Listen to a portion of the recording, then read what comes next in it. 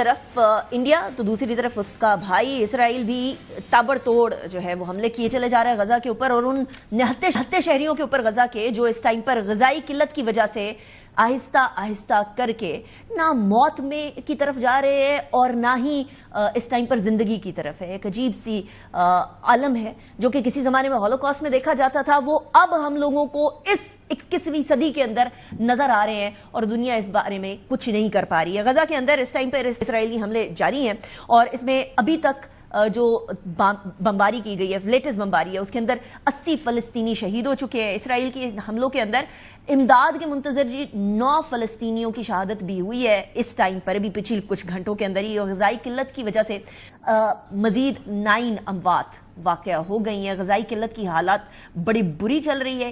مجموعی ہلاکتوں کی تعداد 122 ہو گئی ہے، جن کے اندر سے 83 بچے شامل ہیں۔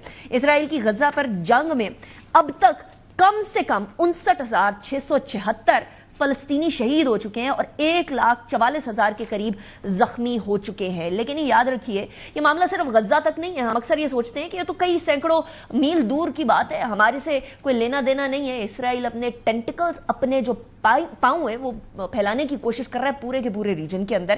بہت سارے ممالک کو اٹیک کر چکا ہے، جس کے اندر یمن، جارڈن، لیبنن، ایران تو شامل ہیں ہی ہیں، سیریا تو شامل ہے ہی ہے، لیکن پاکستان کی طرف بھی اسرائیل کا رخ ہے۔ یہ بات اس سے پہلے نیتن یاہو کی ایک سٹیٹمنٹ میں بھی ظاہر ہو گئی تھی کہ ایران اور پاکستان ہمارا ہدف ہے۔ الجزیرہ کی ایک رپورٹ ہے، بڑی اہمیت کی حامل رپورٹ ہے، اور اس الجزیرہ کی رپورٹ میں اس تھنک ٹینک کا نام شامل ہے جس تھنک ٹینک کے بارے میں پہلے ہم آپ کو بتایا کرتے تھے۔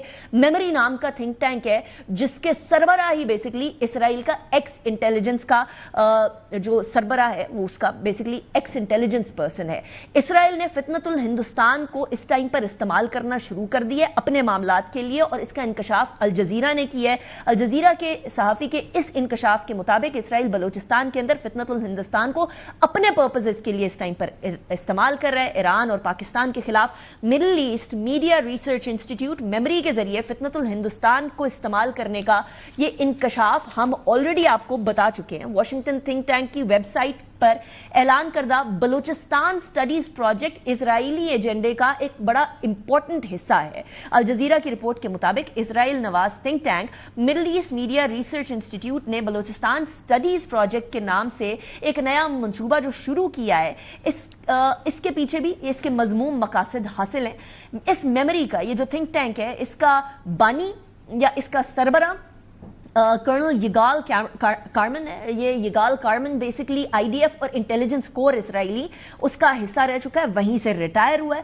الجزیرہ کے مطابق اس منصوبے کا مقصد ایران اور پاکستان کے اندر فتنۃ الہندوستان کے ذریعے اسرائیل کے اثر و رسوخ کو بڑھانا اور اس کو انشور کرنا ہے۔ الجزیرہ نے یہ بھی رپورٹ کیا ہے کہ میموری کم از کم 2012 سے اسرائیل کی ریاست کے مقاصد کو اور اس کی انٹیلیجنس سرگرمیوں کو غیر رسمی طور پر اس کا ایک اعلی کار بنا ہوا ہے۔ عرب میڈیا کی رپورٹ کے مطابق یہ جو بلوچستان سٹڈی سٹارٹ کی گئی ہے، اس کا جو سربراہ بنایا ہے میر یار بلوچ، یہ فرضی ہے۔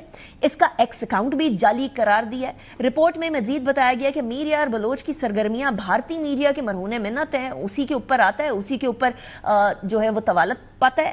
ان کا پیغام جو ہے وہ سارا بھارتی ناظرین کے لیے ہوتا ہے۔ ان کے اسرائیل اور بھارت سے کے حق میں جو بیانات ہیں وہ بڑے ظاہر کرتے ہیں کہ he is entirely pro India, entirely pro Israel, اور فتنۃ الہندوستان کا ایک کلیدی حصہ ہے۔ سو اسرائیل کو اگر ہم بہت دور سمجھ رہے ہیں تو we need to be aware about this. Anika Nisar کو اجازت دیجیے، انشاءاللہ کل ملاقات ہوگی آپ سے۔